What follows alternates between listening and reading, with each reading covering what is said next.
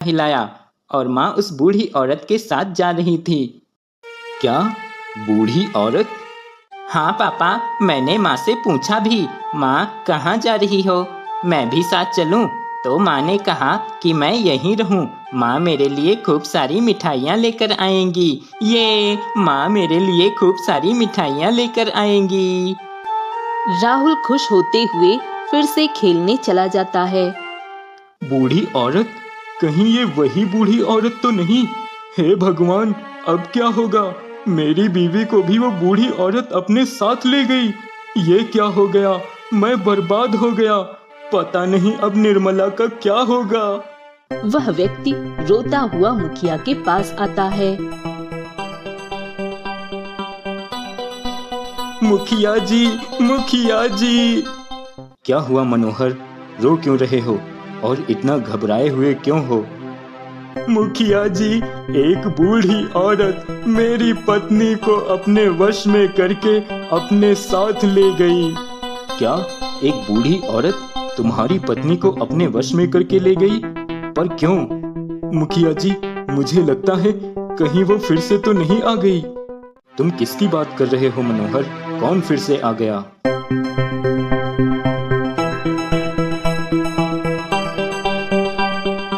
क्या? ये तुम क्या कह रहे हो मनोहर? ऐसा कैसे हो सकता है? उस बात को हुए तो 100 साल हो गए।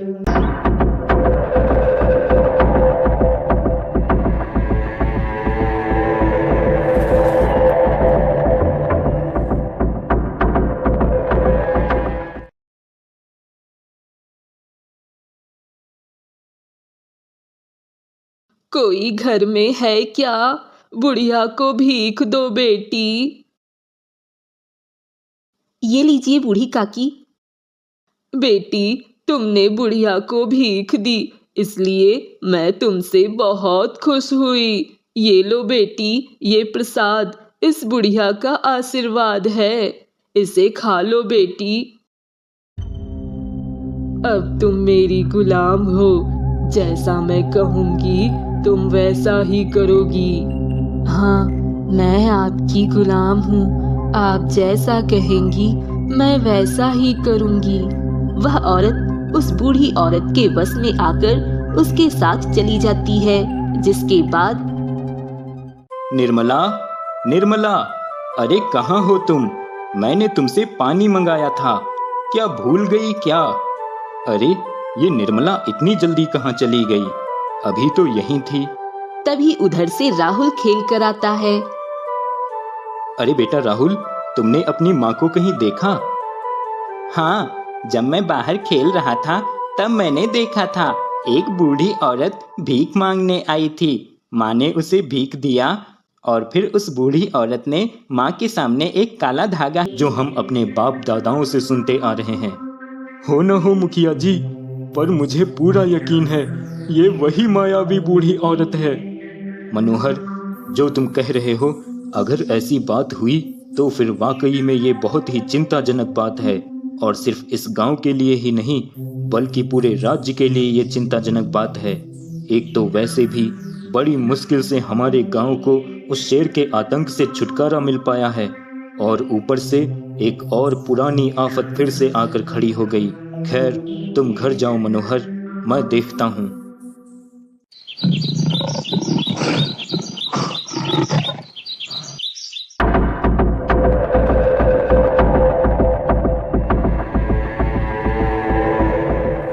अरे रे रे रे, अचानक से बड़ी जोर से लघु शंका आई है।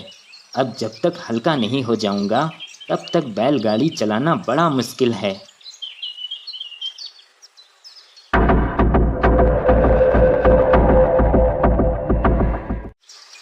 यही आसपास झाड़ी में हल्का हो लेता हूँ जल्दी से। फिर जैसा मुखिया जी ने कहा था, इस शेर को इस राज्य से बहुत दूर छोड़ आऊंगा। कौन हो तुम? मैं एक बूढ़ी डायन हूँ। मैं फिर से इस पूरे राज्य से अपना बदला लेने आई हूँ, और इसीलिए मैंने तुम्हारी मदद की थी। तुमने मेरी... ये पिंजरा कैसे खुल गया और ये शेर कहाँ चला गया? अब क्या होगा?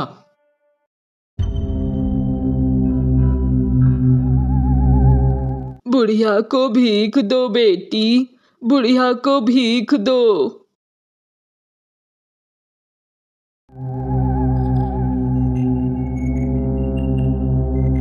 अब तुम मेरी गुलाम हो, मेरे साथ चलो।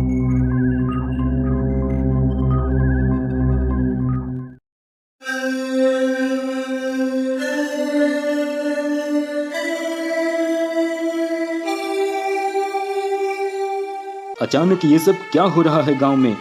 गांव की औरतें कैसे गायब होने लगी? कहीं ऐसा तो नहीं कि मनोहर सच कह रहा था? वो बूढ़ी डायन वापस आ गई है पूरे राज्य में तबाही मचाने।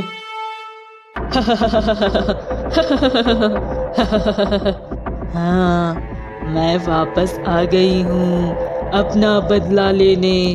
100 साल पुराना बदला।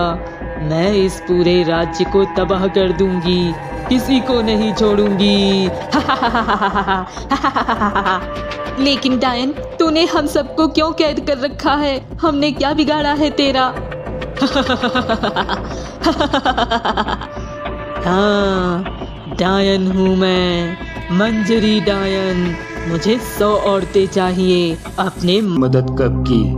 याद करो, गुरुजी के आश्रम में एक दिन जब आनंद तुम्हारे लिए खाने की व्यवस्था नहीं कर पाया था, उस दिन एक व्यक्ति गुरुजी के बारे में पूछने आश्रम में आया था। उसे मैंने ही तुम्हारे पास उपहार के रूप में भेजा था, तुम्हारा खाना बनने के लिए। हाँ, उस व्यक्ति का मांस बहुत ही स्वादिष्ट था। मैं तुम्हारा धन्यवाद करता हूँ उस दिन के लिए। उसके बाद मैं मुखिया के पास भी गई, उसी व्यक्ति की माँ बनकर, ताकि वो मुखिया तुम्हारे पास आए और तुम उसे भी मार कर खा जाओ, क्योंकि वो लोगों की मदद करता था। पर उसने तुम्हें राज्य से ही बाहर निकलवा दिया। पर ये सब तुम मेरे लिए क्यों कर रही हो? तुम मुझसे क्या चाहती हो? और तुमने मुझे इंसानों की तरह बोलने की शक्ति क्यों दी? ये पूरा राज्य मेरा दुश्मन है और इस पूरे राज्य से दुश्मनी रखने वाला हर शख्स मेरा दोस्त है। मैं चाहती हूँ तुम इसी राज्य में रहो और अपना बदला लो। ठीक है बूढ़ी डायन, ऐसा ही होगा।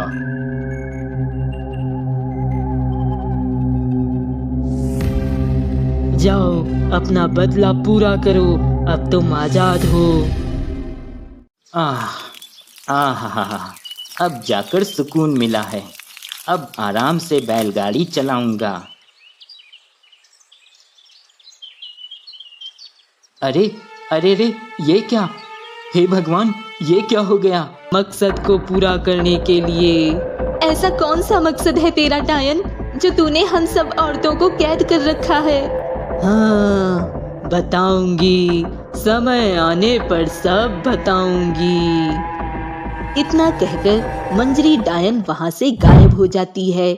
उधर मुखिया गांव के कुछ लोगों के साथ मिलकर, काम तो बन जाएगा ना? हाँ मुखिया जी, काम बन जाएगा। तो फिर ठीक है, सब चौकन्ने हो जाओ। तभी वही बूढ़ी औरत एक घर के बाहर खड़ी होकर, कोई घर में है क्या? बुढ़िया को भीख दो बेटी। तभी घूंघट ओढ़े एक औरत घर के बाहर आती है, जिसे देखकर बुढ़िया चौंक जाती है। अरे बेटी, मैं तो तुम्हारी माँ समान हूँ, मेरे सामने घूंघट ओढ़ने की क्या जरूरत है? घूंघट हटा दो बेटी। मैं जिससे भीख लेती हूँ उसे आशीर्वाद देती हूँ, पर जब तक तुम घूंघट नहीं हटा दोगी, मैं तुम्हें आशीर्वाद नहीं दे पाऊंगी। जैसे ही वह अपना घूंघट हटाती है, बूढ़ी औरत देखकर चौंक जाती है, क्योंकि घूंघट ओढ़े वह व्यक्ति औरत नहीं बल्कि आदमी होता है। अरे, तुम तो एक आदमी हो। क्या हुआ माँ जी? भीख लीजिए। मुझसे भीख नहीं लेंगी क्या? आप मुझे भी अपना आशीर्वाद दे दीजिए। नहीं, मैं सिर्फ औरतों से ही भीख लेती हूँ और उन्हें ही अपना आशीर्वाद देती हूँ। जैसे ही वह बूढ़ी औरत वहाँ से जाने लगती है, तभी लाठी लिए मनोहर और गांव का ही एक और व्यक्ति और मनोहर का बेटा राहुल मुखिया के साथ वहीं पर आ जाते हैं। तभी राहुल उस बूढ़ी औरत को पहचान लेता है। पापा, यही वो बूढ़ी औरत है जिसके साथ माँ गई थी। ए बुढ़िया, कहाँ है मेरी पत्नी निर्मला? कहाँ लेकर गई थी तू उसे? नहीं बेटा, मैं किसी को भी अपने साथ लेकर नहीं गई हूँ। भला मैं तुम्हारी पत्नी को अपने साथ लेकर क्यों जाऊंगी? तो क्या मेरा बेटा झूठ बोल रहा है? उसने तुझे अपनी आंखों से देखा है, निर्मला को तेरे साथ जाते हुए। तो फिर इसका मतलब यही बुढ़िया मेरी भी पत्नी को अपने साथ लेकर गई होगी। मुखिया जी, मेरा विश्वास कीजिए, मैं किसी को भी अपने साथ लेकर नहीं गई हूँ। तुम्हें देखकर मुझे ऐसा क्यों लग रहा है कि जैसे मैंने पहले भी तुम्हें कहीं देखा है। कौन हो तुम और क्यों तुम औरतों को अपने साथ ले जाती हो और कहाँ ले जाती हो? मुखिया जी, मैं वही बूढ़ी औरत हूँ जो आपके पास अपने बेटे के लिए आई थी। अब जब मेरा बेटा रहा नहीं तो मेरा कौन सहारा है? मैं एक जल्द से जल्द 100 औरतें इकट्ठा करनी ही होंगी। मुझे अपने मकसद में जल्द से जल्द कामयाब होना ही होगा ताकि मैं अपना बदला पूरा कर सकूं। पता नहीं ऐसा क्या मकसद है इस डायन का जो इसने हम सबको यहाँ कैद कर रखा है, और कितने दिन कैद रहना पड़ेगा? मुझे तो अपने परिवार की बहुत चिंता हो रही है। हाँ बहन, मुझे भी अपने परिवार की और खासकर अपने बेटे की बहुत चिंता हो रही है। पता नहीं मेरे बगैर कैसे रह रहा होगा मेरा बेटा। पापा, वो बूढ़ी औरत मम्मी को कहाँ ले गई है? मम्मी कब आएंगी? आ जाएगी बेटा, जल्दी ही आ जाएगी। बेटा, मैं तुम्हारी माँ को जल्दी ही लेकर आऊँगा। अभी तुम तब तक खेलो, मैं तुम्हारी माँ को ढूंढने जाता हूँ। ठीक है पापा। जल्दी ही कुछ न कुछ करना होगा। उस बुढ़िया को रंगे हाथों पकड़ना ही होगा, तभी मुखिया जी को यकीन होगा। अब तुम मेरी गुलाम हो। देख लीजिए मुखिया जी, अब तो आपको विश्वास होगा ही कि मेरा बेटा बिल्कुल सच कह रहा था। हाँ मनोहर, अब मैं इस बुढ़िया को सजा देकर ही रहूंगा। चलो सभी। बुढ़िया उस औरत को अपने साथ लेकर जा रही होती है। तभी सामने से आकर गांव के सभी लोग उस बुढ़िया को घेर लेते हैं। नालायक बुढ़िया, मैंने तुझ पे तरस खाया तुझे लाचार समझकर, और तू हमारी ही आंखों में धूल झोंक रही थी। आखिरकार तू हमारी लाचार बेसहारा बुढ़िया भीख मांगकर अपनी जिंदगी के आखिरी दिन गुजार रही हूँ। मुखिया जी, मुझ गरीब बुढ़िया पे रहम कीजिए मुखिया जी। मनोहर, मुझे लगता है तुम्हारे बेटे को इन्हें पहचानने में कोई गलत फहमी हो गई है। मैं इन्हें जानता हूँ, ये वो नहीं हो सकती। माफ करना माँ जी, हमने आपको गलत समझा। आप जा सकती हैं। नहीं पापा, यही वो बुढ़िया थी, मैंने अच्छे से देखा था। ये क्या किया आपने मुखिया जी? बड़ी मुश्किल से बुढ़िया हमारे हाथ लगी थी और आपने उसे जाने दिया। मनोहर, तुम्हारा बेटा अभी बच्चा है। सिर्फ तुम्हारे बेटे के कहने पर ही हम उस बुढ़िया को नहीं पकड़ सकते। हमारे पास कोई सबूत नहीं है, क्योंकि इस बच्चे के अलावा किसी वयस्क व्यक्ति ने नहीं देखा है कि यही बुढ़िया गांव की औरतों को गायब कर रही है। पर मुखिया जी, ऐसे तो हम कभी नहीं जान पाएंगे कि कौन सी बुढ़िया गांव की सभी औरतों को गायब कर रही है। मुझे लगता है कि हम सबको मिलकर इस बुढ़िया पे नजर रखनी चाहिए। क्या पता हमें कोई सबूत मिल ही जाए। हाँ, ये बात तुमने बिल्कुल सही कही लखन। ठीक है, हम सब मिलकर नजर रखेंगे। अब तक मेरे पास एक औरत और बढ़ जाती, पर उन गांव वालों की वजह से नहीं बढ़ पाई। मुझे